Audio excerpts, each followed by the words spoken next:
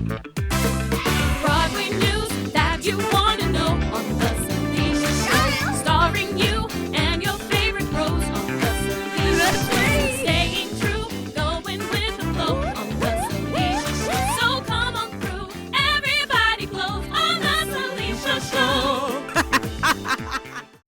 Hello, and welcome back to the Salisha Show. I'm your host, Salisha Thomas.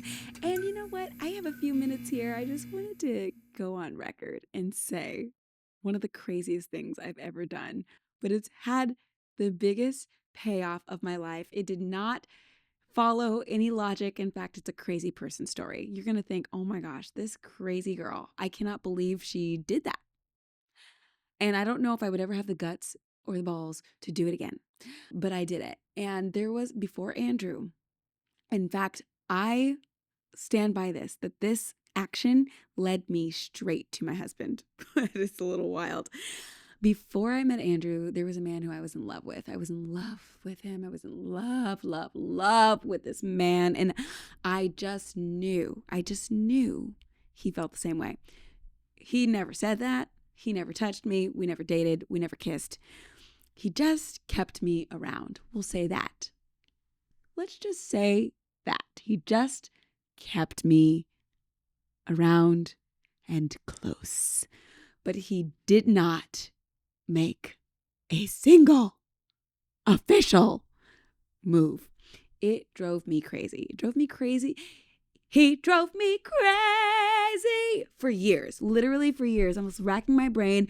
It got to the point to where if you were in the same room as us, as soon as he left, somebody would say, are you guys, does he like you? Does he, like, it was always, and I never was the one who brought it up. Or somebody would say, are y'all married yet? Like, it was just so, our chemistry was so obvious and it was driving me crazy. I was like, listen, I'm trying to wait. But it's been 5 years. I can't keep waiting for this guy. He's got to let me know how he feels, because this limbo, this purgatory it's not purgatory. It's hell. And so, you know, y'all, I'm a writer. I wrote this man a book. I wrote him a full 250-page love letter disguised as a memoir. And I wrote a whole story. And I wove him into the story. It wasn't just him from page to page, from cover to cover, but I wove him and how I saw things into this story. And a period of time happened where nobody was working.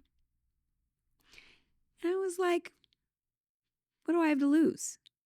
Nothing. I printed out. I wish I had somebody here now so we could talk about this together. I printed out the freaking book, got it spiral bound, put a cover on it, and shipped it to him. And he read it. And still was pretending as if everything was normal. He was so good at that. Just pretending everything was normal.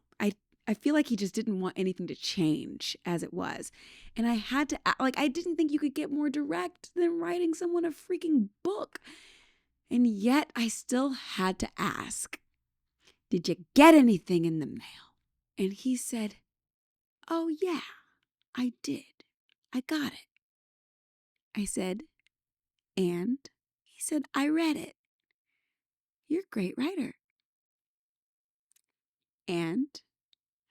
And it was like he did not.